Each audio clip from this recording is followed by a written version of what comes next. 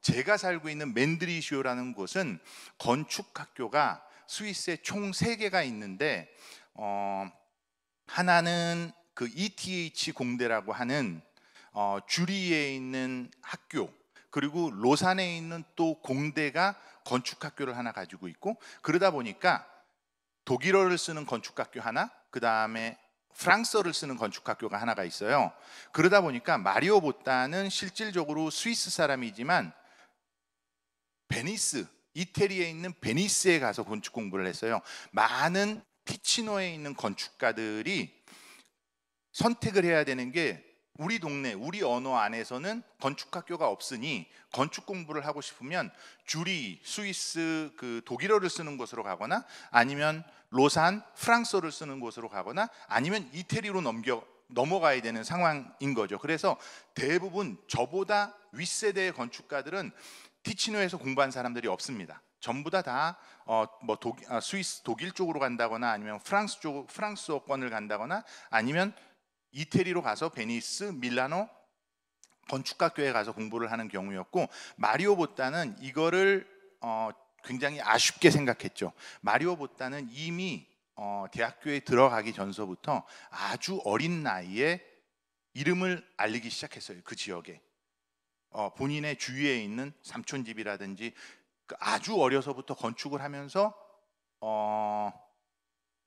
천재가 태어났다, 이런 느낌의 그 관심을 받는 아주 탤런트가 뛰어난 건축가였고, 건축 공부를 하러 이태리의 베니스에 갔고, 베니스에서 돌아와서 바로 짧은 경력을 이제 건축 사무실에서 하고 난 이후에 사무실을 열고, 그 다음에서부터 바로 세계의 주목을 받는 건축가, 어린 건축가의 시대가 시작을 했죠. 총 맨드리시오의 총 인구는 6,000명밖에 안 되고요.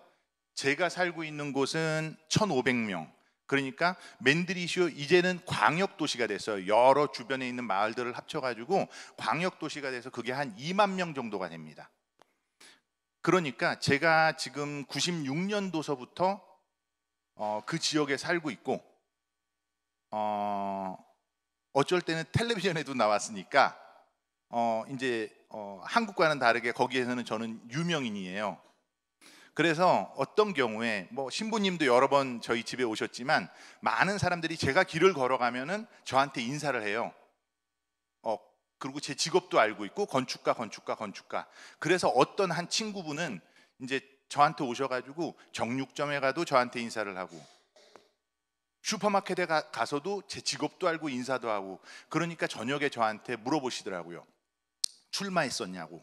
그래서 그 정도가 아니고 인구가 작기 때문에 우리 서로의 직업을 알고 있을 정도의 작은 규모의 도시고, 건축가들도 그 지역 베이스가 굉장히 강합니다. 지역 밖으로 나가서 건축하기가 쉽지도 않고, 지역 밖으로 나가서 어찌 보면 스위스의 다른 지역에서 가서 건축을 하는 것보다 해외에 나가서 건축을 하는 게 좀 더 쉬울 수도 있다. 왜냐하면 그 지역의 특징들을 굉장히 강하게 가지고 있기 때문에, 어떤 한 건축가가 다른 도시로 불려가서 건축을 한다는 것 자체가 그 사람은 이미 그 지역 사회의 그 범위를 벗어난 상당히 유명세를 가지고 있는 건축가라고도 볼 수 있을 것 같아요.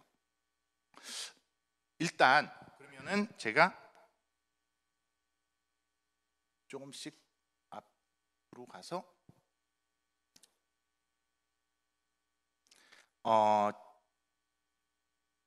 2004년에 건축 사무실을 열고, 이제 어떤 다른 건축가분들과 협업을 하건, 아니면 다른 건축가 사무실을 도와드리건 하면서 몇몇 건축을 시작을 했어요. 그러니까 맨 처음에는 뭐 거실을 확장하는 공사, 화장실을 새로 만드는 공사, 아니면 우리 동네에 있는 문구점에 쇼윈도를 만들어주는 공사, 그런 것들로 이제 그 건축을 배워나가기 시작했죠. 학교 끝나고 나서. 그리고 몇몇 작업은 꽁꽁 숨겨놓고 아무한테도 안 보여주고요. 지금 보여드리는 작업은 2009년도에 저희가 작업을 시작을 해서 2011년도에 끝난 작업이고 이제 제가 살고 있는 집입니다. 옵스. 이 작업을 하게 된 이유는 2000 이제 한 2, 3년, 3, 4년 동안 작업을 하면서 제가 건축에 관련된 지식이 적다 보니 실질적으로 현장에서 많은 지식을 가지고 있는 건축가들, 같이 협업을 하는 그 동료들한테 끌려다닐 수밖에 없었어요. 왜냐하면은 비용에 대해서도 잘 모르죠, 디테일에 대해서도 잘 모르죠, 그리고 어떤 업체가 어떤 일을 잘하는지도 모르죠. 여러 가지 이유 때문에 끌려다닐 수밖에 없었기 때문에 제가 집을 한번 직접 져봐야 되겠다. 그래서 할 수 있는 거, 할 수 없는 것들을 좀 배워야 되겠다 생각해서 저희 집을 짓기로 결심을 했고, 굉장히 좁고 긴 땅을 찾았어요. 그 동네에 랑카테라는 지역이죠. 맨드리쇼와 바로 붙어 있는. 그래서 지금 요 땅이 한 100m 정도가 길이가 되고, 요 땅의 넓이는 실질적으로 11m. 그러니까 집의 폭은 총 6m밖에 지을 수 없는 상황이었고, 어떻게 보면 한국에서 자주 일어나는 상황이고, 그걸 땅콩집이라고도 부르더라고요. 어느 순간인가 좀 유행처럼 돼서.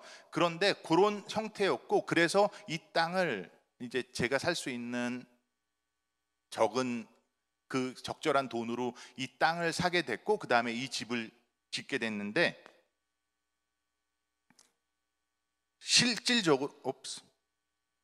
실질적으로 이 집의 폭은 실내가 5m밖에 되지 않아요.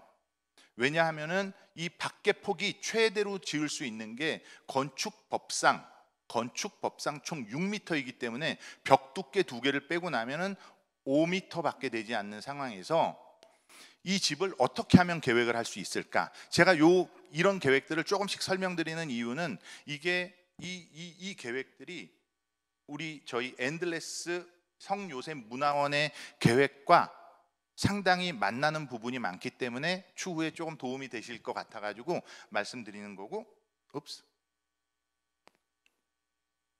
그래서 평면이 5m밖에 되지 않습니다. 여기 이 폭이.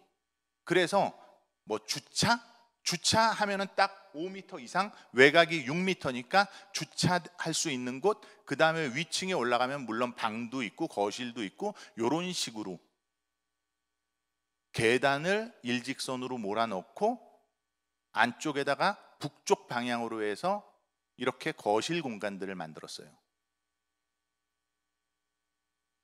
이 건축을 하면서 이제 제가 제 나름대로 배운 거는, 평면은 합리적이어야 된다. 실질적으로 여기 이제 저희 지금 우리 그 마리오보타의 성당에 들어오시면서 평면을 인지하시는 분들은, 인지하는 것보다 평면을 통해서 감동받으시는 분들은 거의 없다라고 생각을 해요. 평면은 합리적인 게, 그러니까 우리들의 움직임을 굉장히 적극적으로 반영하는 거기 때문에, 평면이라고 하면은 평면이라는 말이 좀 어색하신 분들도 있겠죠. 평면이라고 하면 바닥입니다. 바닥을 그린 거예요. 건축에서는 크게 두 가지로 우리가 도면을 나누는데, 하나는 평면, 바닥을 그려놓은 거예요. 그리고 하나는 단면, 높낮이를 그려놓은 겁니다. 그래서 지금 요게 평면이에요. 요게. 그리고 요게 단면이에요. 그래서 평면은 합리적이어야 된다. 그리고 높낮이를 보여주는 단면은 감성적이어야 된다.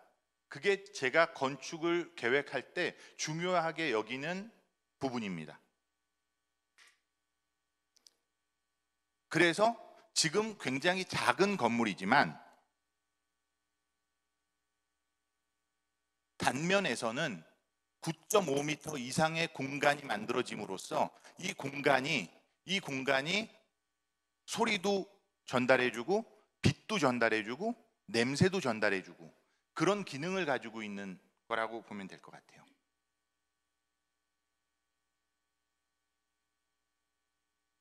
빨리 넘어가도록 하겠습니다. 그리고 외장은 내장은 노출 콘크리트라고 하는 콘크리트로 네. 노출 콘크리트라고 하는 그 면으로 전체가 다 둘러싸여 있고, 외관은 금속으로 그 타이탄 징크라고 하는 금속으로 전체가 다 쌓여 있습니다.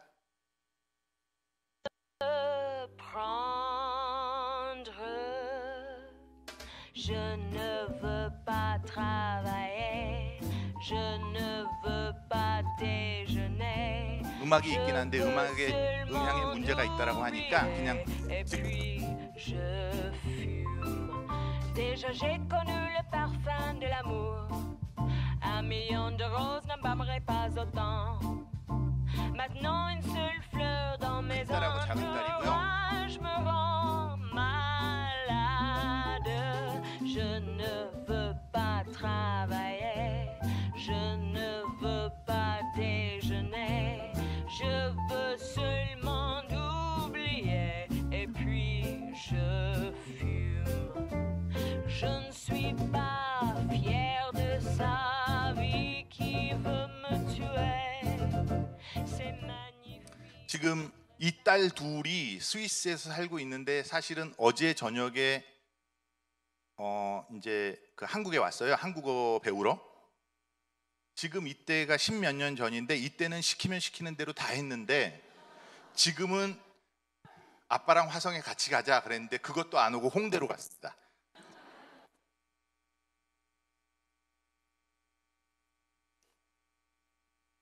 지금 조금 전에 설명드렸던 합리적인 부분과 감성적인 부분. 그래서 이것 합리적인 부분과 감성적인 부분이 우리 공간에 저희들한테 굉장히 중요한 도구인데, 그 합리적인 부분은 저희가 건축을 할 때 평면에서 풀어내도록 노력을 하고 있고요.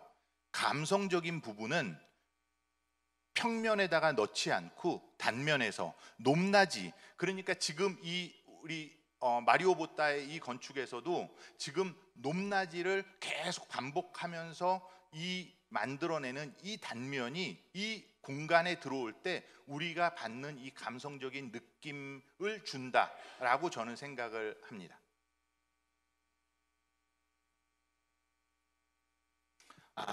두 번째 작업은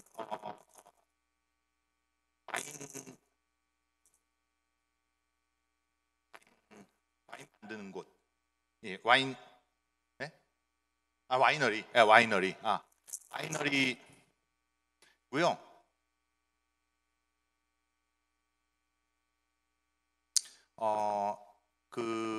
이 작업은 어떻게 시작을 하게 되냐면 제가 어떤 저녁 식사의 스탠딩 디너라고 해야 될까요? 그냥 가볍게 서가지고 음식 같이 먹을 수 있는 그런 장소에 갔는데 어떤 나이 드신 분이랑 같이 식사를 하다가 너 직업은 뭐니 물어보길래 나는 건축가다 이렇게 얘기했더니 그분이 나도 뭐 건축을 해야 되는데 문제가 많어 그러시는 거예요. 그래가지고 무슨 문제가 있느냐 그랬더니 허가를 못 받고 있대요.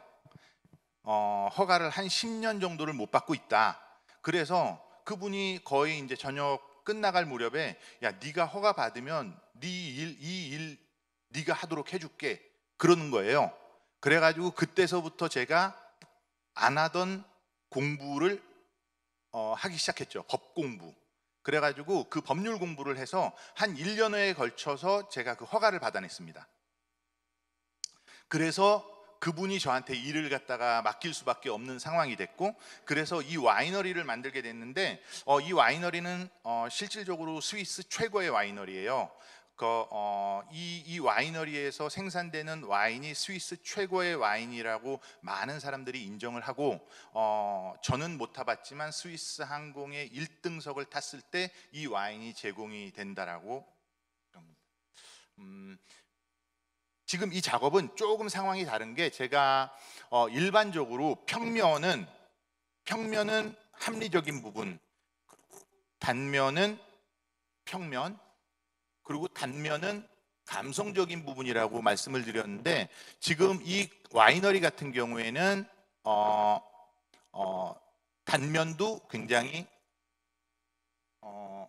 합리적인 건축이어야 됐어요. 그 이유는 왜냐하면 여기에 포도가 도착을 하면, 지금 여기입니다. 여기 포도가 도착을 하면 여기에서 포도를 밑으로 떨어뜨리면, 중력을 이용해서 떨어뜨리면 여기에 토르키오라고 하는 포도를 짜는 기계가 있고, 거기에서 짠 기계가 요 와인 1차 숙성 통으로 들어가고, 그 다음에 1차 숙성이 지난 이후에 또 중력을 이용해서 밑으로 내려가서 발익이라고 하는 나무통에 들어가서 1년이 됐건 2년이 됐건 그동안 숙성을 하기 때문에 이 경우에는 중력을 통해서 계속 뭐 생산품이, 와인이 움직이는 경로가 만들어졌어야 됐기 때문에 단면에서도 굉장히 기계적인 부분을 중요시해야 됐던 작업이고요.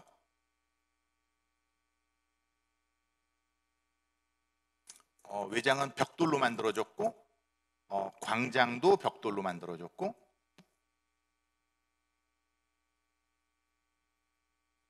빨리빨리 지나가도록 하겠습니다. 그리고 조그만 외양간을 고친 집이에요. 예전에는 외양간이었다가 더 이상 외양간으로 쓸모가 없어지니까 그거를 조그만 집으로 만들고 싶다라는 그 동네 건축주의 요청으로 만든 집이고요.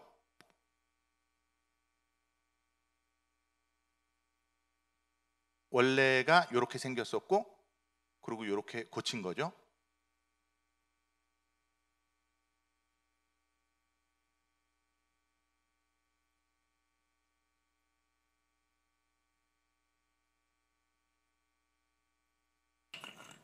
제가 이 집을 보여드린 게, 사실 지금 이 작업은 로마 시대 때부터 쓰던 돌길이죠. 그러니까 강자갈이죠. 강자갈을 산모래, 그러니까 모래하고 세멘트를 섞은 거에다가 이렇게 박는데, 이거를 쳐다보고 있으면 너무너무 재밌어요. 그냥 계속 쳐다보고 있어도 이분이 안 하고 있는 동안에도, 작업을 안 하고 있는 동안에도 여기 이 오른손으로 계속해서 박자를 맞추고, 그 다음에 돌을 껴넣고 돌을 때리고, 그리고 돌을 골라서 그 돌의 모서리들도 이렇게 깎아내고. 지금 이 경우는 실질적으로는 원래 이렇게 동그란 강자갈인데, 저희가 아무래도 그 여자분들 힐 신고 다니면 굉장히 불편하기 때문에 이 돌을 다 절반을 잘랐어요. 절반을 기계에다 넣어서 딱 절단을 해서 윗부분이 상대적으로 좀 더 평평한 면이 나오도록. 그런데 제가 이거를 보면서, 그분 작업하는 걸 보면서 나도 저런 사람들처럼 내 직업을 했으면 좋겠다라는 생각이 들어서 요 이미지를, 이 비디오를 갖다가 제가 이 영상에, 이 파워포인트에다 넣은 거고요. 쉽지는 않습니다.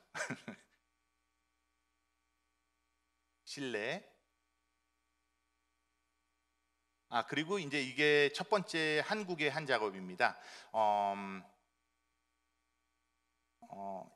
이제 요 작업이 그 한 30여 년 동안 한국에서 서울 어떤 초등학교 앞에서 문구점을 하신 분인데, 본인이 가지고 있던 땅에 더 이상 그 건축물이 너무 낡아가지고 쓸 수가 없으니 건축을 했으면 좋겠다라고 연락이 오셔서, 그분은 제가 스위스에 있는 줄 모르고 이제 한국 070 번호로 전화를 거셨는데, 제가 그 전화번호를 가지고 있던 이유는 부모님하고 통화하기 위해서 그 전화를 가지고 있었는데, 이게 인터넷에 나왔었나 봐요. 그래가지고 그분 전화를 주셔서 이번 주 일요일 날 좀 만나가지고 상담할 수 있겠느냐. 그래서 제가 이번 주 일요일은 힘들고 다음 주 일요일로 하시죠.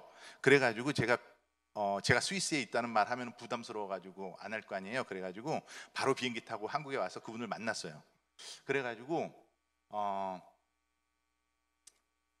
미팅한 다음 바로 그날 저녁에 저한테 연락을 주셔서 저랑 같이 작업을 하고 싶다. 그래서 이제 요 작업을 하게 됐습니다. 한국의 굉장히 일반적인 상황이고, 그러니까 용적률 200%의 이면도로, 그러니까 많은 사람들이 윗집에는 자기가 본인이 살고 밑에는 세 줘서 거기에서 나오는 그 비용으로 이제 내 생활비 하겠다. 이런 아주 어떻게 보면 굉장히 일반적인, 뭐 이 상황 자체가 일반적이지는 않겠지만 많은 사람들의 어쩌면 꿈일 수도 있겠죠. 그런 상황에서 저희가 위층에는 건축주가, 위층 두 개층은 건축주가, 다음 이미지가 더, 예, 위층 두 개층은 건축주가, 그리고 밑에 총 지하층까지 해서 네 개층은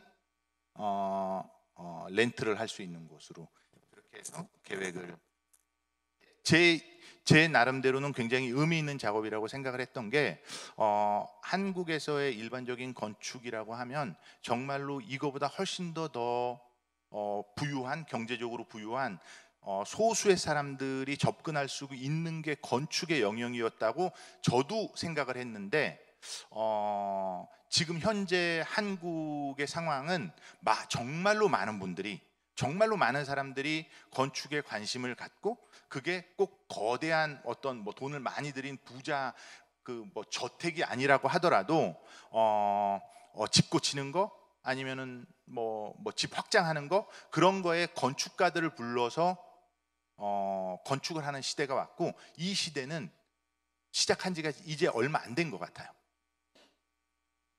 그래서 제 입장에서는 굉장히 의미 있는 작업이었어요.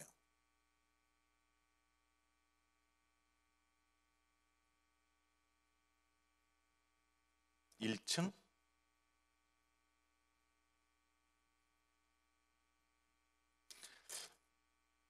예, 경계에 관련된 내용인데, 이제 건축에는 뭐 건축뿐만이 아니라 모든 많은 분야들이 그럴 텐데,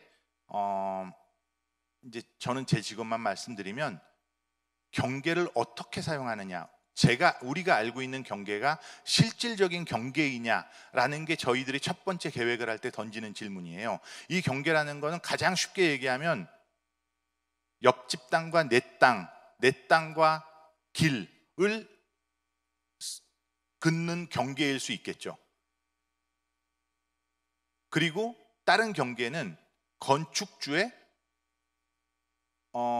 예산, 이것도 경계일 수 있겠죠. 그리고 건축 법규가 경계일 수 있겠죠. 왜냐하면 당신은 3층 이상은 못 줘, 아니면 12m 이상은 못 줘, 아니면 북쪽으로는 이렇게 져야 돼 라고 하는 여러 가지 규칙들이 있는데, 그것들이 경계인 거죠. 그러면은 저희가 건축 계획을 시작할 때 그 한계, 경계라고 하는 것들이 무엇이 있는지를 갖다가 테이블 위에다 쫙 다 펼쳐 놓습니다.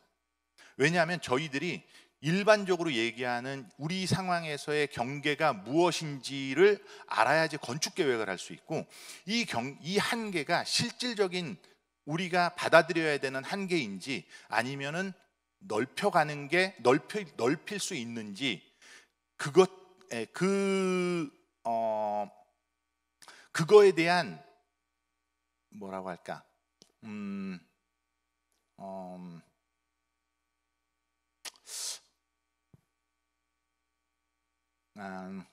죄송합니다. 그게 실질적인 것인지, 우리가 받아들일 수밖에 없는 것인지, 아니면 그게 넓힐 수 있는 것인지, 그거에 대해서 계속해서 고민할 수밖에 없어요. 그게 저희 직업의 아주 기본적인 거라고 보고, 이거는 건축 분야에서 뿐만이 아니라 뭐 가장 대표적으로 과학이겠죠. 우리가 알고 있던 한계가 실질적인 한계인지, 그리고 어떤 과학자들은 그 한계가 진짜 한계가 아니었다라고 그 한계 너머를 보여주는 사람들도 있고, 그걸 예술가들도, 미술가들도 그거를 해야 되고, 마찬가지로 건축에는 한계가 여러 가지 경계들이 많긴 하지만, 어떤 경우에서든지 건축가가 가져야 될 아주 큰 덕목 중에 하나는, 누군가에게 받은 한계가 나의 한계가 아니라고 생각하는 게 중요하다. 이 내용은 사실 우리 사무실 안에서도 우리 같이 일하는 사람들과 같이 공유하려고 하는 중요한 내용 중에 하나입니다. 그리고 그 한계가 없는 경우도 있거든요. 그 한계가 어떤 경우에는 애매모호하고 쉽지 않은 경우가 있어요. 그거는 어떤 거냐면 뭐 예를 들어서 건축주가 알아서 잘해주세요 라고 하면은 그 한계가 없기 때문에 사실 건축가 입장에서 더 힘들어져요. 그러니까 그러면은 우리들끼리 모여 앉아서, 사무실에 모여 앉아서, 야, 우리 한계를 그래도 만들어야지. 그래가지고 그 한계를 만들어 놓고 그 한계에서부터 다시 또 우리가 얘기를 시작하는 경우도 많습니다.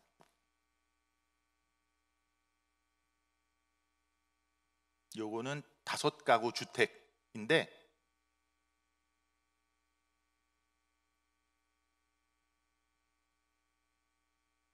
요쪽이 우리 건축주를 위한 조금 큰 주택이고, 여기 네 개의 아파트들이 있는데 어, 어, 이제 요 종류의 주택을 저희가 그 스위스 티치노 지역에 몇 개를 했어요. 그런데 저한테 가장 중요한 거는 이런 다가구 주택을 지을 때 일반적으로 가장 중요시하는 게 합리성입니다. 그러니까 우리나라의 아파트들, 그게 어떻게 보면 임대주택이든지 아니면은 고급 그 주상복합 아파트든지 간에 화장실이 1층서부터 30층까지 똑같은 위치에 다 들어가 있습니다. 그래야지 물 한 번에 내릴 때 배관이 한 번에 쭉 떨어지니까. 그게 일반적인 생각이에요.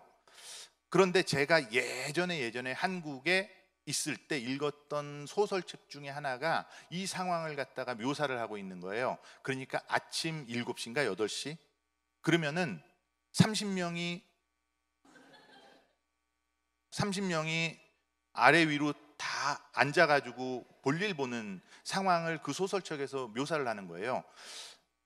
그리고 지금 신부님께서 말씀하셨지만 이제 그 설민석이라는 친구는 제 고등학교 친구예요. 누군가 안 좋아하신다고 그랬는데 제 고등학교 쪽 제 친한 친구였어요. 그래가지고 학교도 매일 같이 다니고 뭐 지금도 자주 연락을 하는데, 저는 그 친구 집에 한 번도 가본 적이 없어요. 그 친구 집 앞까지 가면은 그 친구가 집 앞에 좋은 음식점에 가서 같이 식사를 하죠. 그런데 집에는 안 들어가요. 저는 이 상황이 사실 좀 의아했었어요. 왜냐하면은 그 친구는 저희 집에 자주 놀러 왔었거든요. 그런데 이게 한국에서 굉장히 일반적인 상황이라는 거를 안 게 저는 아파트 때문에 그런 것 같아요. 왜냐하면 다 똑같이 생겼으니까 제가 그 집에 갈 일도, 그가 우리 집에 올 일도 별로 없는 거죠. 차라리 조금 멋진 레스토랑 아니면은 뭐 커피숍 아니면 어떤 맥주집에 가는 게 훨씬 더 스페셜한 거지, 집에 가가지고 이혼당할 확률도 높아지고, 그 여러 가지 때문에 제가 그 집에 갈 일이 없는 거죠. 그런데 그 공간들이 서로 제각각 다 달랐다면, 우리가 가지고 있는 공간이 서로 제각각 다 달랐다면 나도 그 집이 궁금하고 그 사람도 우리 집이 궁금하고 어쩔 때는 자랑도 좀 하고 싶고 그럴 테니까 훨씬 더 우리 집이라는 공간을 훨씬 더 적극적으로 사용할 수 있을 텐데, 집을 다 똑같이 만들어 놓다 보니까 그게 대림 아파트가 됐건 아니면은 다른 아파트가 이름이 무슨 아파트요? 엠미 아파트? 레미안 아파트가 됐건 평수만 똑같으면 평면도 다 똑같더라고요. 그래서 이런 저희가 다가구 주택을 할 때 제가 꼭 피하고 싶은 거는 집을 똑같이 만들지 않는다. 합리적인 면은 유지하면서, 그러니까 여러 가지 기술적인 것 때문에 이게 상하수도 배관이 됐건 전기가 됐건 뭐 엘리베이터는 피해갈 수 없지만 여러 가지 때문에 같이 가져갈 수밖에 없는 것들도 있지만, 그렇지 않으면 최대한 우리가 서로 다른 공간을 만들어 준다라는 게 저한테 굉장히 중요한 이슈였고, 뭐 많이는 하지 않았지만 저희가 다가구 주택을 할 때 꼭 고민하면서 하는 것들 중에 하나입니다.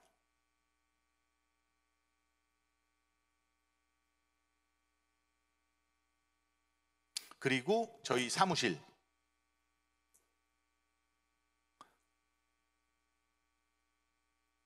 저희 사무실은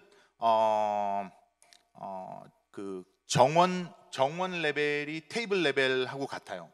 다른 이미지를 보여드리면, 예, 여기에 정원 레벨이 테이블 레벨하고 같아서 이 테이블에 우리가 앉아가지고 일을 하면 꽃들이 우리 눈 레벨에서 눈 높이에서 보일 수 있도록 이렇게 정원을, 그리고 그 이유 중에 하나가 지금 조금 전에 보여드렸던 집이 요 집입니다.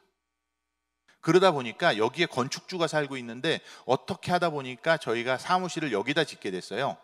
그러니까 최대한 낮게 하려고 하다 보니까 그 건축물을 땅 속으로 최대한 묻게 됐고, 요 부분은 콘크리트로 일반적인 건축물이고, 나머지 요 부분은 전체가 다 나무로 만들어졌습니다. 그래서 지금 현재도 이제 저희 이제 스위스 작업하는 곳에 이런 목조 주택을 조립을 하고 있는데, 이 윗부분은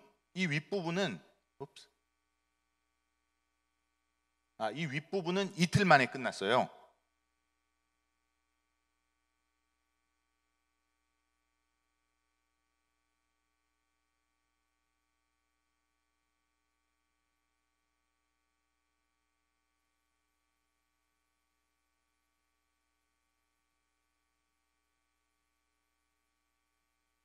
스위스 사람들이 일을 빨리 하긴 하지만 이 정도는 아니거든요. 네.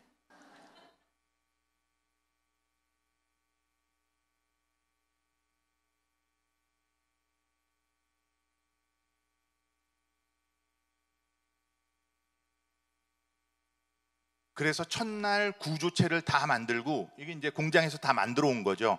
그러니까 전기 배관, 수도 배관 이런 것들 다 목재 안에다 넣어 놓고, 그리고 어떻게 접합을 할지도 다 결정이 된 상태에서 크레인 2대를 사용해서 하루는 이제 겉에까지 덮어 씌우고 있는 거죠. 첫날.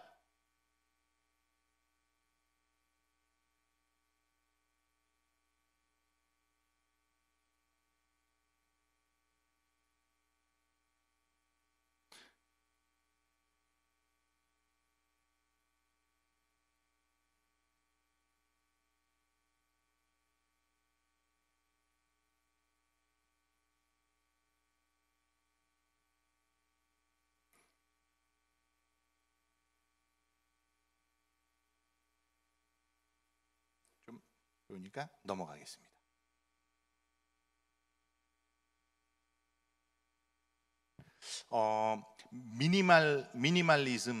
미니멀리즘이라는 말을 갖다가 저희가 일상에서 굉장히 많이 쓰죠.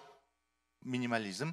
그런데 미니멀리즘이라는 말은 어떻게 보면 유럽 사람들한테는 미니멀리즘이라는 얘기를 떠올릴 때 일본의 정원 정도를 떠올릴 수 있을 것 같고, 아니면 어떤 단순한 물건을 볼 때 그냥 미니멀리즘이라고 스타일로 규정을 하는데, 미니멀리즘이라는 말은 이제 저희들한테 있어서 스타일에 관련된 문제가 아니라 자세에 관련된 문제다.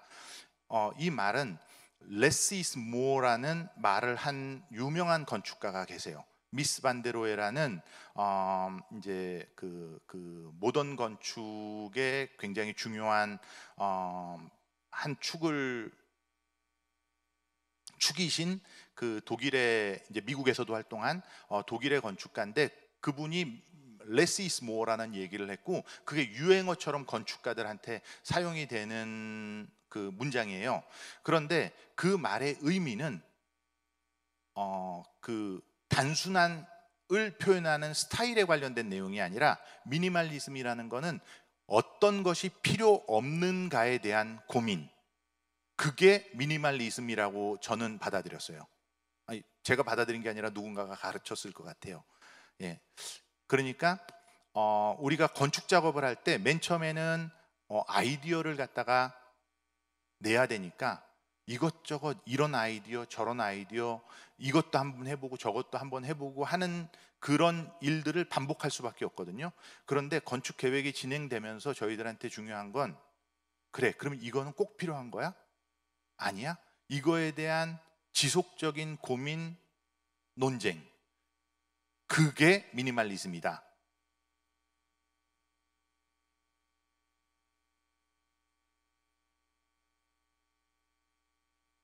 이건 빨리 지나가도록 하겠습니다.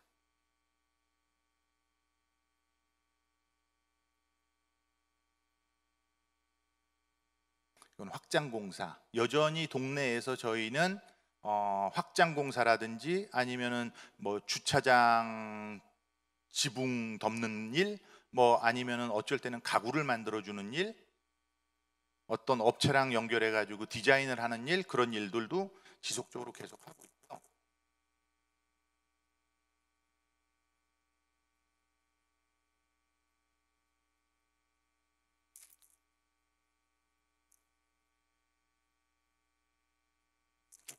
어떤 집을 한 개층 확장하는 공사였어요. 이거는 원래 낮은 옛날 집을 한 개층 올리는.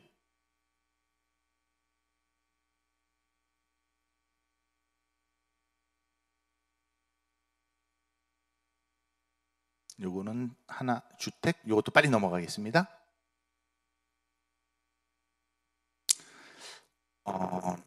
피에노의 부호토. 이거를 한국말로 하면은 full and void. 이걸 뭐라고 해야 될까? 제가 예. 저는 잘 안 들리는데 제가 아마 설명 잘 해주신 것 같아요. 그런데 제가 지금 우측 상단에 있는 그 그림은 에두아르도 칠리다라고 하는 스페인의 미술가죠. 조각가, 미술가. 저희가 1학년 때 이 작업을 많이 했어요. 하얀 색을 번갈아 가면서 그리기. 왜냐하면 지금 아마 대부분의 사람들이 건축가가 그리는 거 무엇을 그릴까요? 벽을 그리고 지붕을 그리고 천장을 그리고 아니면 뭐 슬래브, 창문, 문 등등을 그리죠. 그게 맞죠? 그리고 건축가들도 착각을 해요. 우리가 그걸 그리고 있다고. 저희가 벽을 검정색 연필로 아니면은 뭐 지금은 이제 컴퓨터 CAD로 그리니까 벽을 그리고 있다고 착각을 해요. 그런데 건축가가 하는 일은 그거와 정반대되는 일이에요. 건축가가 하는 일은 공간을 그리는 일이에요. 공간을 구획하기 위해서 그리는 게 벽이고 천장이고 바닥이거든요. 그리고 그걸 연결하기 위해서 아니면 때로는 단절시키기 위해서 그리는 게 문이고 창문이죠. 그러니까 저희가 창문을 그리는 게 아니라 어떤 경로로 우리가 원하는 빛, 그러니까 공간을 구성하는 건축가의 입장에서, 그 물리학적이 아니라 건축가의 입장에서 공간을 구성하는 중요한 몇 가지 요소를 하고 가장 중요한 건 빛일 것 같아요.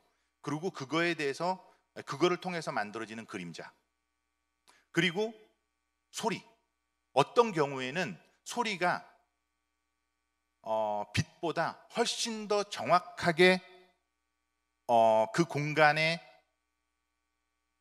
형태를 저희들한테 인지시켜 주거든요. 우리가 동굴에 들어갔을 때라든지 아니면은 지금 마이크 없이 대성당에서 누군가가 노래를 부를 때라든지 그 공간을 만드는 게 건축가의 일이지 이 벽을 만드는 게 아닌데, 저희들조차도 벽을 그리다 보니까 건축가들도 착각을 하는 경우가 많아요. 그래서 저희가 그 많은 건축 학생들이 그러듯이 그 단련하는 것 중에 하나가 한 번은 검정색으로 하나는 하얀색으로, 그러면 생각 없이 검정색으로 계속 칠하고 있는 거죠. 저도 그랬고. 근데 어느 시간가가 지나고 보니까 저 에두아르도 칠리다의 저 그림이 의미하는 게 무엇인지, 어떨 때는 검정색으로 무엇이 공간이고 무엇이 차 있는 것이고 무엇이 공백일지, 그거에 대한 생각이 건축에 있어서, 저희 건축에 있어서 중요한 내용이다. 네, 그렇게. 이것도 빨리빨리 지나가겠습니다. 뭐 빠르게 설명드리면 그 원형 교차로, 이제 원형 교차로라는 게 있는데, 한국에도 있죠. 그거를 어떻게 만들어내느냐가 그 도시에 있어서 어떤 경우엔 도시의 입구이기 때문에 굉장히 중요한 이슈예요, 그 마을에. 그래서 원형 교차로가 있으면 그거를 갖다가 어떨 때는 어떤 회사가, 어떨 때는 어떤 건축가 디자이너가, 어떨 때는 어떤 예술가가 하는데, 저희 같은 경우에는 의뢰를 받아서 어떤 회사, 와인 만드는 회사죠, 다른 회사가 원형 교차로를 어떻게 만들까를 갖다가 의뢰를 해서, 그러면은 포도에서부터 우리가 어떻게 와인 마시면서 파티를 할 것인가에 대한 그 내용들을 쭉 정리를 해서 원형 교차로에다 동그랗게 이렇게 돌렸습니다. 그리고 이것도 한국의 한 작업이고요. 빨리 지나가겠습니다. 예, 그리고 이건 주방, 어떤 회사, 한국의 어떤 대기업하고 협업을 해서 만든 주방 계획이고요.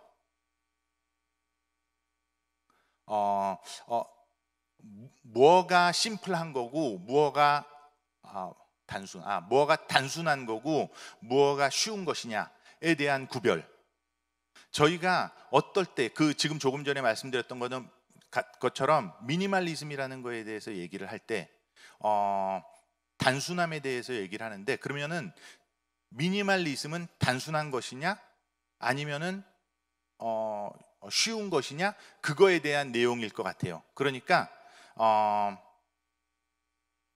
우리가 단순하다라고 얘기하는 거는 무엇을 없앨지에 대한, 똑같은 모양이라고 하더라도 무엇을 없앨지에 대한 고민이 있었다면 그건 단순한 것이고, 왜냐하면 복잡한 많은 것들을 없앴기 때문에.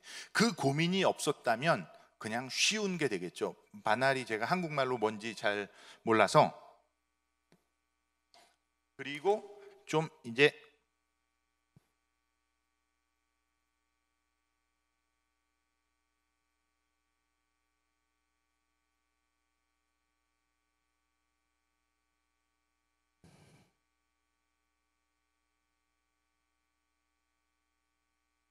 된 것 같아요. 네.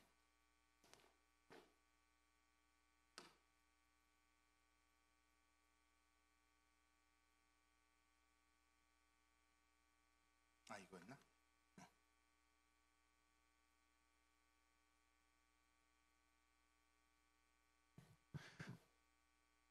2000, 제가 정확히 기억이 안 나는데 2015년쯤에 이상각 신부님이 우리 동네에 오셨어요. 그 이유는 마리오 보따와 하고 있는 대성당의 작업을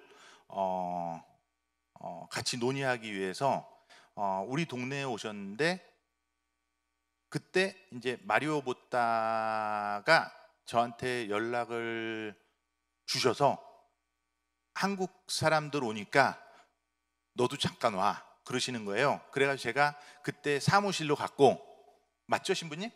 네네. 사무실로 갔고, 그 다음에 제가 그러면 간단한 그 식사라도 하시게 저희 집으로 오셔라.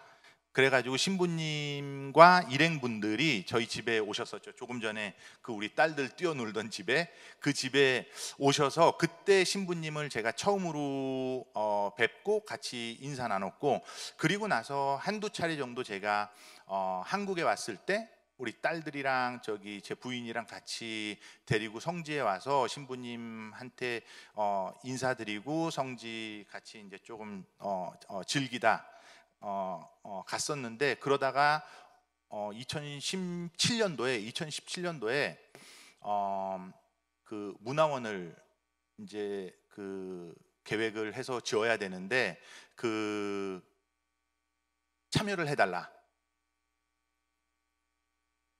설계 공모에 참여를 해달라라고 해서 설계 공모에 저희가 참여를 하게 됐고, 그때 심사위원분들이 이제 저희 계획을 선택을 해서 이제 저희가 이 계획을 진행하게 됐는데, 그게 2017년도였어요. 그러니까 그때는 젊은 건축가였는데, 예, 머리가 예. 이제 당시에 이 계획이 어떻게 보면 좀 서둘러서 진행을 하게 되다 보니까 이 내부의 구성, 내부의 프로그램이라고 하는데, 사실 이것도 건축가들이 우리 나름대로 쓰는 말이에요. 건축가들이 프로그램이라고 하면 그 건축의 기능을 얘기를 하는 거예요. 그러니까 그 안에는 식당도 있어야 되고 전시도 하고 싶고 멋도 있어야 되고 뭐 등등등등 얘기를 하는데, 사실 이게 어떻게 보면 좀 급하게 만들어지다 보니까 저희가 이 내용을 보면서도 이 내용 그대로 실현되기는 쉽지 않겠다라는 게 제가 받은 느낌이었어요. 그 프로그램 그대로. 뭐 도서관이 있을 수도 있고 아니면은 거기에 따르는 부수 공간들이 있을 수도 있고 뭐 그럴 텐데, 쭉 적혀 있는 내용들이 이대로 실제로 실현이 될까? 아니면은 이게 설계 공모를 하기 위해서 좀 급하게 만든 프로그램일까? 그랬는데 이제 제 생각에는 좀 후자였을 것 같은 거였죠. 그러면은 제가 이 계획을, 이 프로그램을 가지고 건축 계획을 열심히 해도 너무 이 기능에 따라서 이 건축 계획을 하다 보면 나중에 실질적으로 건축 계획이 진행될 때는 완전 다른 건축이 될 가능성이 다분히 높겠죠. 왜냐하면 건축 내부의 그 공간 구성이 건축 밖으로도 보일 테니까. 그래서 이거를 어떻게 풀면 좋을까라고 하다가 너무 고민하지 않고 콘스탄틴 브랑쿠시라는 루마니아인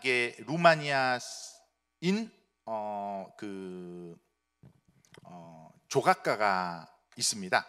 근데 그 조각가는 제가 당시에 너무너무 이제 지금도 마찬가지고 좋아하는 조각가였고, 이제 1900년대 초반 피카소 등등이 활동하던 시기에 조각가로 아주 혁신적인 조각을 많이 하신 분이에요. 그 중에 대표작 중에 한 작업이 엔드레스 컬럼이라고 하는 끝없는 기둥, 이 똑같은 패턴이 계속해서 하늘로 올라가는 조그만 조각도 만들었지만 실제로 루마니아의 자기의 고국이죠. 고국에다가는 그 조각을 실제로 만들어 넣었거든요. 만들었어요. 그래서 이 조각을 우리가 이 공원에다가 눕혀 놓으면, 우리가 이 계획을 하고 있는, 이게 몇 년이 될지 모르지만 계획을 하고 있는 동안 여러 가지 구성이 바뀌고, 그리고 실질적으로 저희가 건설 공사가 다 끝난 이후에도 기능이 바뀌어도 효과적으로 대응할 수 있는 상황을 만들 수 있을지 모르겠다라고 생각을 해서 이 엔드레스 컬럼을 우리가 이 건축 계획 안으로 가지고 들어와서 작업을 하기 시작했습니다. 그리고 또 한 가지는 남양 성모 성지라는 곳은 도심지가 아니고 어떻게 보면 도심지에 조그만 낙원 같은 공간이 만들어졌잖아요. 지금 거의 한 40여 년 정도의 기간을 이상각 신부님이 그 일을 하셨고, 그 결과 이 도심지의 아파트 빌딩 숲이 돼버리고 있는데, 이 낙원 같은 공간에 도심지의 건축을 가져오는 일은 저는 맞지 않다라고 생각을 했어요. 그러니까 도심지의 건축이 아니라고 한다라고 하면은 이 환경에 자연스럽게 녹아들고, 이게 한 조각의 조각, 이 말도 좀 이상하네요. 하나의 조각일 수도 있고, 그리고 시간이 지나면서 곱게 이 공원의 한 일부분이 되면 좋겠다라는 생각을 했어요. 그래서 첫 번째는 이 브랑쿠시의 조각을 저희들이 가져와서 건축적인 작업이 될 수 있도록 작업을 했고, 두 번째는 낙엽송이라고 하는 건축 외장재에 굉장히 적절한 나무를 가져왔어요.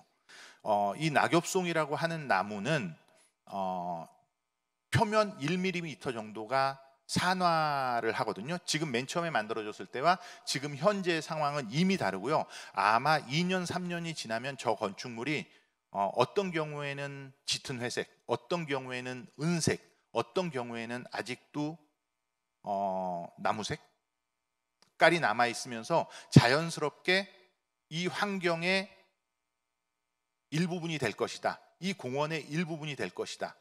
라고 생각을 했어요.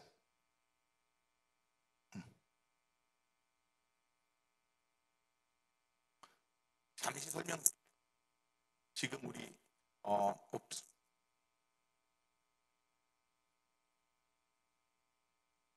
입구 그리고 여기에 쭉 정원이 광장이죠. 광장이 있고 마리오 보따의 대성당이 있고 여기에 피터 줌트의 티체프, 승효상 선생님의 작업 그리고 조경선 선생님 등등 이제 많은 분들 이외에도 많은 분들이 여기 작업을 했는데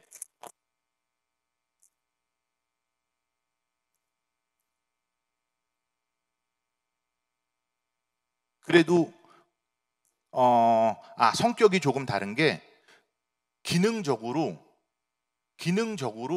가장 뭐라고 할까 필요한이라고 하면 기능적으로 필요한 건축물이어야 되는 거죠. 왜냐하면 그 안에는 식당도 있고 화장실도 있어야 되고 사무실도 있어야 되고 사무실이 있다 보니 거기에 부수된 여러 가지 다른 것들이 있어야 되기 때문에 기능적인 건물이어야 된다. 마리오 보따 또는 피터 줌터의 건축물과는 조금 성격이 다른 거라고 생각을 했어요.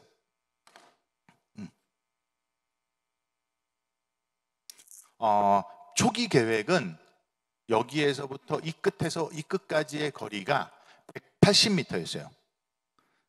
그런데 이제 계획을 진행하면서 150m로 바뀌기는 했지만 맨 처음에 뭐 이게 그냥 어디다가 의미를 두느냐의 문제겠지만 180m, 170m 사람의 발걸음 속도에 따라 다르겠지만 해가 떠오르는 속도를 사람의 걸음으로 계산하면 약 180m 정도입니다. 그러니까 해 첫 번째 단위 그 지평선 위로 떠올라서 해가 끝까지 떠오를 때의 속도를 사람의 걸음걸이로 속도를 환산을 하면 그게 한 180m 정도.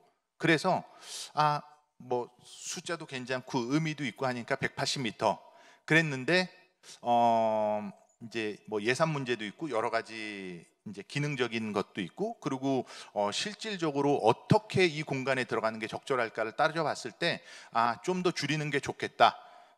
그런데 저희 계획 특성상 특성상 별 문제 없이 이거 잘라내면 되거든요. 계속. 그러니까 지속적인 우리 그 기능의 변화에도 불구하고 초기에 저희가 생각했던 거에서 벗어나지 않고 이 기간 동안 계속해서 똑같은 아이디어를 계속해서 지속해서 가지고 갈 수 있었다. 요거는 넘어가겠습니다. 네. 기능적인 부분을 조금 말씀드리면 지금 이게 이제 단면이죠. 여기가 단면 그리고 여기가 평면 위쪽이 평면. 이 단면에서 봤을 때 실질적으로 땅 위에 남아있는 건축물의 규모가 땅 밑에 있는 것보다 크지 않습니다. 땅 위에 올라가 있는 면적 자체는 실질적으로 이 밑에 있는 볼륨 대비 그리고 바닥 면적 대비해서도 훨씬 더 작은 공간이거든요. 그래서 위쪽 상단 부분, 왜냐하면 나무라는 재료 자체가 물에는 좀 약한 재료이기 때문에 지표면에서부터 살짝 떠 있고 어느 부분은 많이 떠 있는데 나무로 얹혀져서 만들어졌고 이 하단부는 저희 좀 사무실 보셨던 것처럼 철근 콘크리트 구조물로 만들어져 있습니다. 그래서 중앙에는 블랙박스 소극장 그리고 여기서부터 말씀을 드릴게요. 주랑현관, 그 앞에 보시면 크게 뚫려져 있는 한 4칸 정도의 공간이 있는데, 이제 그걸 제가 한국말로 몰라서 찾아봤더니 이제 주랑현관이라고 하더라고요. 그래서 주랑현관 공간이 있고, 뚫려져 있는 공간을 만든 큰 중요한 이유 중에 하나는, 저희가 이 작업을 하면서 원래 기존에 기억하실 거예요. 여기 단풍나무들이었나요? 나무들이 많이 있었거든요. 그래서 제가 처음에 여기 왔을 때, 우리 가족들하고 왔을 때 사람들이 그 나무 밑에서 피크닉을 했었어요. 도시락도 먹고 커피도 마시고 그런 공간이었는데, 어, 이 위치, 저희가 넣은 위치가 그 설계 공모를 할 때 의무가 아니었거든요. 당신들이 원하는 대로 넣어라라는 게 신부님의 입장이셨어요. 신부님이 건축가들한테 내가 이래라 저래라 하기 싫으니까, 우리 이 큰 공간이 있는데 기능은 이게 필요하다, 그러니까 당신들이 원하는 대로 제안을 해봐라 라고 했을 때, 저희가 선택한 곳이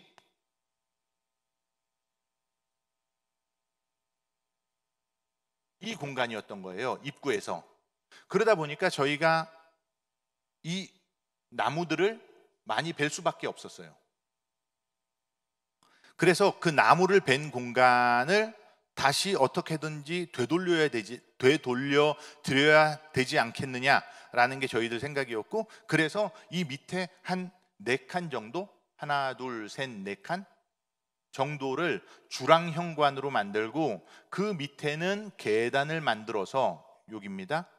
계단을 만들어서 여기에 조그만 소극장이 될 수도 있고 전시관이 될 수도 있고, 누군가가 와서 조그만 그 톨크쇼라든지 아니면은 음악을 연주할 수도 있는 그런 공간을 만들고, 그리고 그 밑에 자연광을 아직도 가져올 수 있으니까 이 자연광을 받아들일 수 있는 이 공간에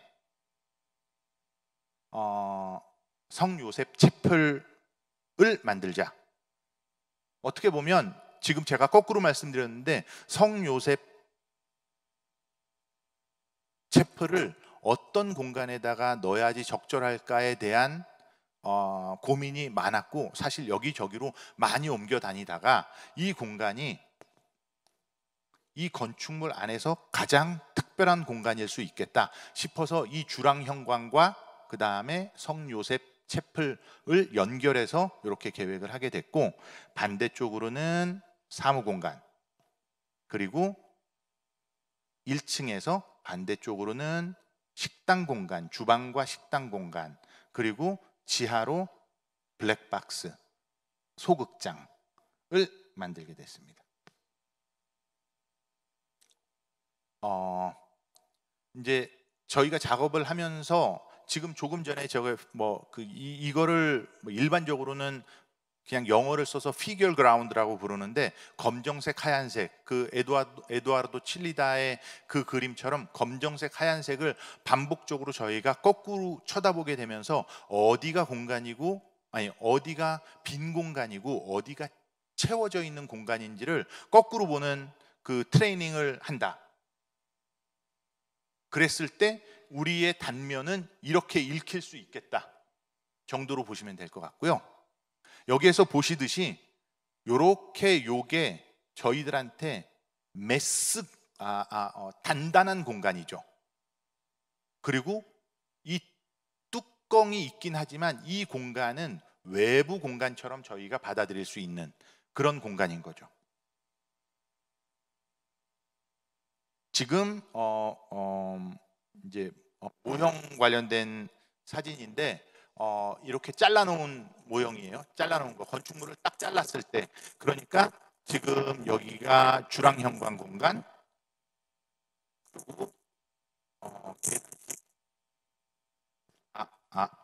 계단식 극장, 그리고 계단식 극장에 앉아 있는 그 공간을 활용한 자연광이 들어오는 요셉 채플. 이 부분도 지나갔고 말씀드렸고, 재료에 관련된 내용인데 조금 전에 좀 말씀드렸던 것처럼 나무라는 재료는 어, 어, 그 시간을 제 입장에서는 시간을 담아 놓을 수 있는 재료인 것 같아요. 저희가 재료를 선택할 때 중요하게 생각하는 거는 물론 재료의 내구성 아니면 비용 여러 가지 것들이 저희가 생각해야 될 부분이지만 사람의 손길이 느껴지는 재료, 그러니까 한 땀 한 땀 그 손길을 느끼게 할 수 있는 그런 재료가 저는 건축에 있어서 사람들한테 감성적인 부분을 자극할 수 있는 그런 재료라고 생각을 해요. 그리고 시간을 담아낼 수 있는 재료. 건축물이 오래됐을 때 단순히 낚는 게 아니라 예? 예, 그거. 그게 아니라 그 시간을 담아낼 수 있는 재료. 거기에 어, 우리들의 감성이 발휘되는 것 같아요. 지금 이제 피터 줌터가 됐건 마리오 보따가 됐건 지금 재료의 사용에 있어서 저한테는 명확하게 읽히는 게 왜 복잡하게 몇몇 가지의 선택을 했을까 거든요. 그러면은 이게 사람이 했구나라는 게 느껴지게끔 그래야지 이게 그 도심지의 유리로 그 거미라고 부르는데 이렇게 그 네 개 점 딱 붙어가지고 유리로 막아놓고 만드는 고층 건물들, 그게 합리적이고 효율적이거든요. 그런데 그게 감성적이기는 너무너무 힘들죠. 그러니까 그 똑같은 유리 건물을 만든다고, 아니면 그 똑같은 벽돌 건물, 대리석 건물, 아니면 나무 건물을 만든다고 할 때도 어떤 방식으로 우리가 이 디테일을 풀고, 그러니까 그 건축의 기술적인 부분을 풀고 보이게 할 것이냐, 그리고 어떻게 시간을 받아들이게 할 것이냐가 굉장히 중요한 요소인 거죠. 그래서 이 마리오 보따의 두 개의 콘크리트 그 실린더, 그거를 볼 때 아마 훨씬 더 쉬운 방법이 있었겠죠. 그런데 이거를 갖다가 벽돌로 하나 쌓아서 이게 어떨 때는 삐뚤삐뚤하게도 보이고 정확하지 않다고 하더라도 이게 우리의 감성을 자극하는 중요한 요소고, 그게 건축이 해야 될 일이다 라고 좀 저는 배웠고, 그렇게 저도 공감을 하고 생각을 합니다. 그래서 지금 이 나무, 이 낙엽송이라고 하는 나무는 1mm 정도의 산화 공간이 만들어지면서 어떤 도장이라든지 화학적인 어떤 거를 거치지 않아도 자연스럽게 색깔도 바뀌고 그 산화막이 형성이 되면서 오래됐을 때 시간을 머금고 있는 재료일 수 있겠다 싶어서 이 남양 성모 성지에는 그 재료가 저한테는 너무 매력적인 재료일 수 있겠다 싶어서 신부님과 이 부분도 좀 오랜 기간 동안 말씀 나누면서 작업을 진행을 했습니다.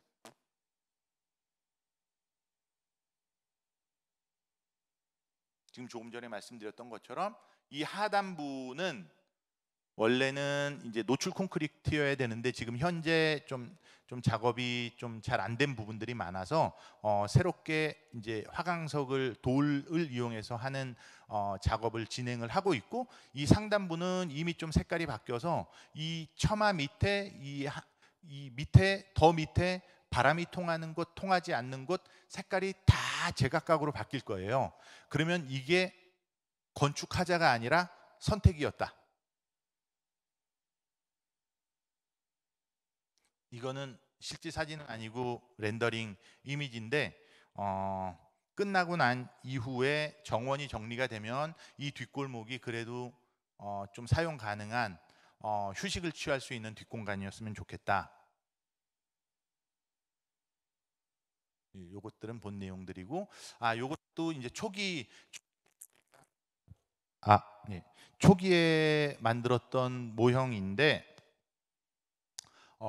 지금 이 부분을 지금 그 말씀드렸던 full and void, 그러니까 비어 있는 것과 차 있는 것에 대한 구분이 이미지로도 저희들이 작업을 많이 하지만, 그러니까 이미지 검정색, 하얀색 번갈아 가면서 그거에 대한 구분을 여러 가지 경우의 수에 맞춰서 저희들이 작업을 하지만, 어떤 경우에는 어디 갔죠? 잠시만요.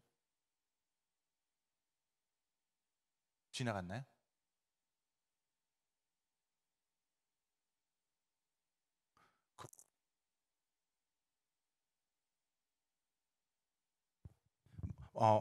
모형을 통해서도 무엇이 풀, 꽉 차 있는 것이고 무엇이 비어 있는 것인가, 지나가겠습니다. 여기에서도 마찬가지죠. 단면에서 볼 때와 평면에서의 평면에서의 상황.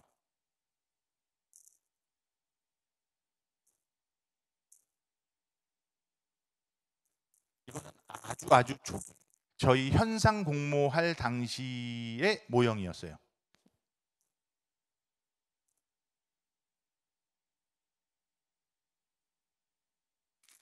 그러면 또 그 건축가들이 많이 사용하는 단어 중에 두 개가 아이디어라는 것과 컨셉이라는 거예요. 정말 어마어마하게 많이 사용을 하거든요. 저희가 아이디어를 낸다, 컨셉을 낸다,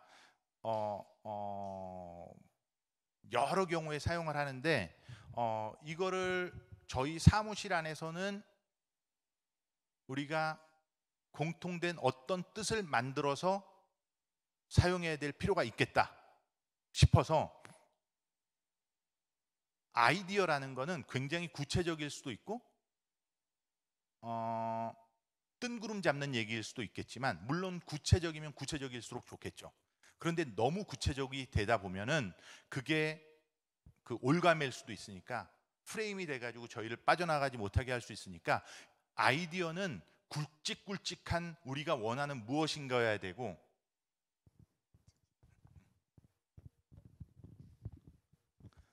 컨셉은 그 아이디어를 구축하기 위한 도구여야 된다.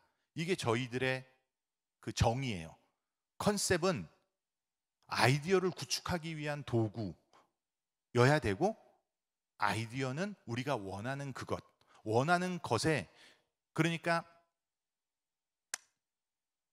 이제 그 정도까지. 더 복잡해지면은 저도 힘드니까. 예, 이게 지금 그 콘스탄틴 브랑쿠시의 엔드레스 컬럼 1937년, 그러니까 파리에서 이미 그 브랑쿠시의 그 조각은 그 시대의 가장 어떻게 보면 선도적인 형태를 만들어내는 조각가라는 이름을 알린 이후에 루마니아에 가서 이 조각을 만들었어요. 그리고 사실은 이제 제가 그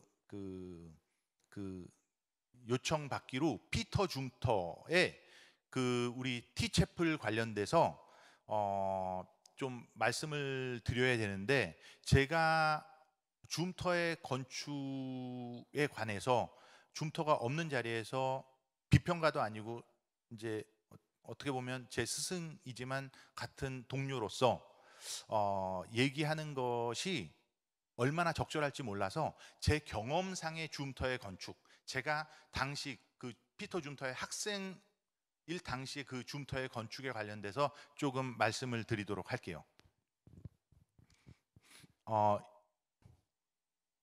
일단 그 피터 줌터와 그 마리오 보따는 우리 학교의 창립 멤버예요. 그러니까 1994년도에 처음으로 마리오 보따가 우리 건축학교를 만들자라고 하면서 마리오 보따의 모든 추진력, 인맥 등등을 동원해서 사람들을 불러 모으기 시작했어요. 그 안에는 정치인들, 왜냐하면 스위스에서 학교를 만들려면 정치력도 있어야 되니까, 그리고 기업들, 그리고 같이 가르쳐줄 교수들. 그 중에 당시 한참 주목받기 시작한 피터 줌터라는 건축가도 그 명단에 들어와 있었죠. 이미 전 세계가 주목하는 새로운 건축가 중에 한 명이었어요, 피터 줌터는. 근데 서로 이제 잘 의기투합했다고 해야 될까? 학교를 시작을 했지만 사실 줌터와 보따는 성향도 다르고 성격도 다르고 여러모로 너무너무 두 명은 다른 사람이에요. 그러니까 서로 친하지는 않아요. 친하지 않고 마리오 보따는 다만 학교의 창립 멤버이기도 하지만 실질적으로 학교를 창립한 사람이에요. 마리오 보따는 스위스에서 정치인, 기업인, 뭐 문화예술인 모든 걸 다 통틀어서 가장 영향력 있는 사람 중에 한 명이에요. 그러니까 스위스에서 가장 영향력 있는 몇 사람을 한 손에 뽑아라. 그럼 마리오 보따가 들어가요. 마리오 보따가 얘기하는 거에 반론을 제기할 수 있는 사람은 거의 없다고 보시면 될 것 같아요. 그 정도로 영향력이 센 사람이에요. 그 추진력이. 그러니까 학교를 만든 사람은 마리오 보따인데, 마리오 보따 입장에서는 줌터 같은 사람도 꼭 필요한 거죠. 그래서 같이 1학년에 이제 저희 한 100명 정도가 전 세계 한 28개국 정도에서 학생들이 모였어요. 그리고 그 중에 이제 동양인은 저 혼자였고, 그러니까 이제 아텔리에 뭐 줌터, 아텔리에 보따, 아텔리에 갈페티, 아텔리에 쿨레르모스 등등 해가지고 아텔리에라는 형식으로 해서 25명씩 데려갔어요, 학생들을. 그러다 보니까 자연스럽게 학교 안에서 학생들끼리, 사실 교수들은 그렇지 않은데 학생들끼리 파벌도 생겼어요. 그러니까 우리가 하는 건축이 진짜 건축이야, 야 니네들이 건축을 뭘 알아, 이런 식으로 그랬는데 그 교육 방식도 너무너무 달라서 줌터의 말은 알아듣지 못하는 사람은 그 아텔리에, 그 교실에 남아 있을 수가 없었어요.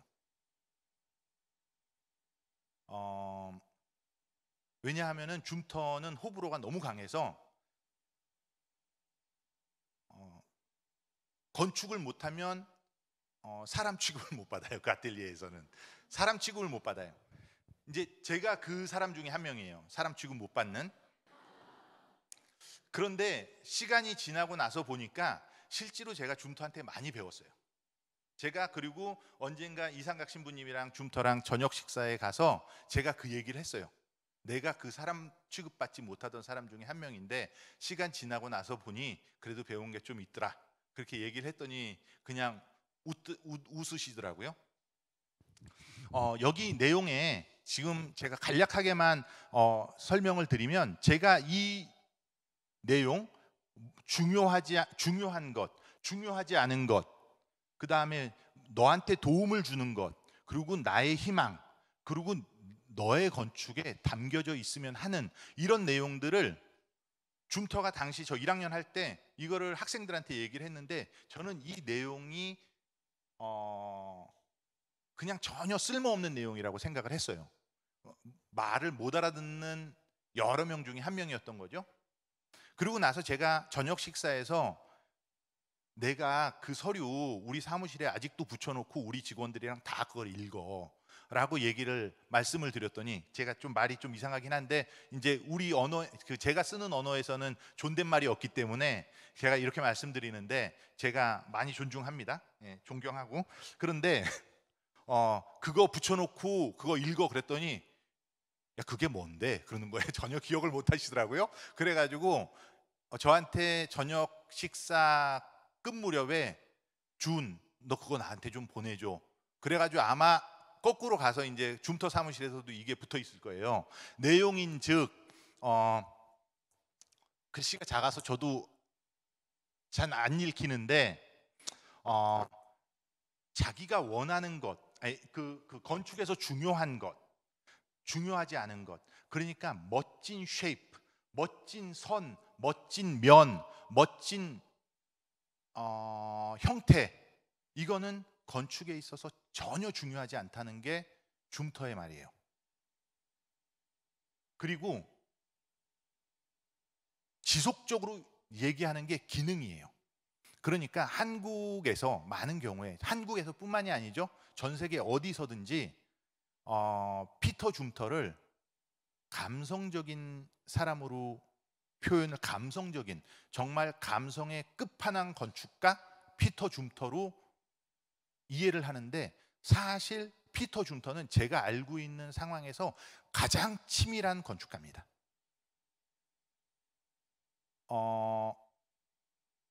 정말 나사의 색깔이 어때야 되는지도 미팅을 몇 번 해야지 결정할 수 있는 치밀한 건축가예요. 그래서 이 내용에서 지속적으로 얘기하고 있는 게 뭐 읽어야 될 책들 뭐 이런 것도 얘기하고 있지만 멋진 형태, 멋진 선, 멋진 면들이 건축에서 중요하지 않다. 중요한 거는 건축주가 그 공간을 잘 사용할 수 있을 것이냐, 그 기능에 네가 충분히 호응을 해서 계획을 했느냐 라는 것이고, 밑에 보면은 밑에 정도는 제가 좀 더 설명을 드리면,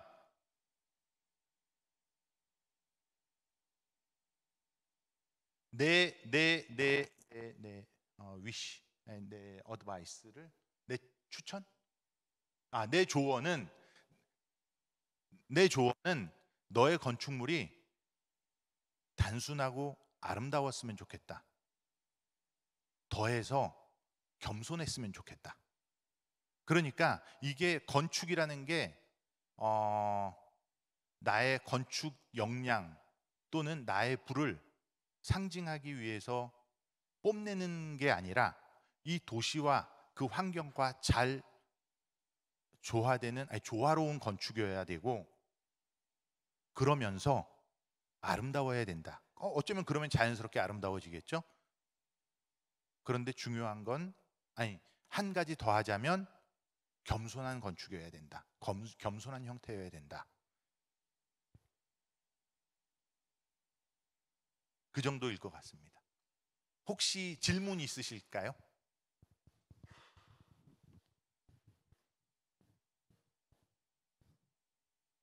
네.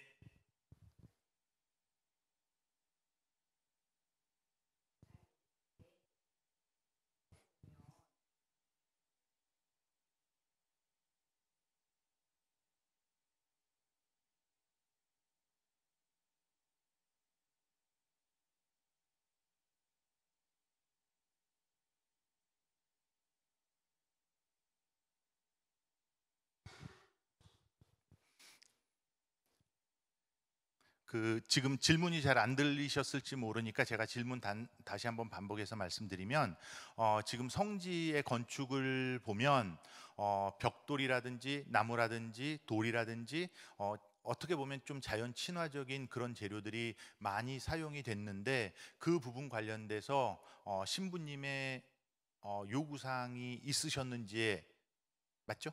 예. 그거에 대한 질문인데 특별히 그런 말씀은 없으셨어요. 그런데 제가 추측하기로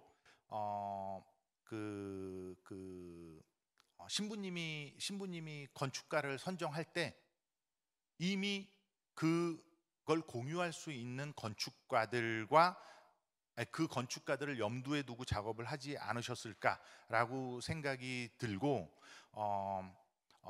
이제 오늘도 저희 이제 잠시 저희 같이 일하는 우리 직원들이랑 같이 얘기를 했는데, 건축가들이 뭐가 잘 되면 이제 건축가의 탓이 아니고 뭐라 그러죠? 거꾸로 건축가의 덕이고, 잘못되면 건축주 책임으로 건축주 책임 또는 뭐 여러 가지 상황으로 돌리는데 이제 건축이 그 우리나라 국보에 보면요, 제가 정확히 세어보진 않았지만 70%에서 80% 100개 중에 건축물이 우리나라 국보의 대부분을 차지하거든요. 그 이유는 그 건축가 한 명의 탤런트가 아니라 그 건축은 여러 가지 시대적인 상황, 장소적인 배경, 사회적인 상황 등을 같이 담고 있기 때문에 건축가 한 명의 역량이 아니라 그게 건축가를 통해서 일정 부분 발현이 되는 것도 있겠죠. 다만 건축주가 엄청 중요해요. 그러니까 건축가가 건축을 하려면은 건축주가 있어야 되거든요. 그 건축주가 엄청난 부분을 차지해요. 왜냐하면은 그 피터 줌터가 와도 마리오 보따가 와도 건축주의 성향을 처음으로 저희가 그분들이 판단할 수밖에 없어요. 이 사람이 어떤 사람인가, 내가 누구 앞에 앉아 있는가, 어떤 얘기를 할 것인가. 그러니까 서로 어떻게 보면 선택이 되는 거고, 뭐 많은 경우에 건축주들이 더 선택을 하는 경우도 있을 테지만, 그러니까 이거는 지금 이 상황은 아마도 이상각 신부님의 여러 가지 내용들이 반영이 된 게 아닐까. 그리고 그거는 이상각 신부님이 특별히 나는 어떤 건축이 좋아라고 얘기를 하지 않으셔도 성지가 이만큼 만들어져 있고, 이분이 어떤 감성으로 어떤 목적으로 이 공간을 만드셨을까 생각하면 건축가들은 그거를 바탕으로 해가지고 풀어나갈 수밖에 없으니까 자연스럽게 지금 말씀하신 대로 재료의 선택이라든지 형태라든지 그런 것들이 좀 만들어지지 않았을까, 좀 그렇게 생각이 듭니다. 질문이 없으시면 제가 질문을 할 수도 있으니 질문을 하시는 게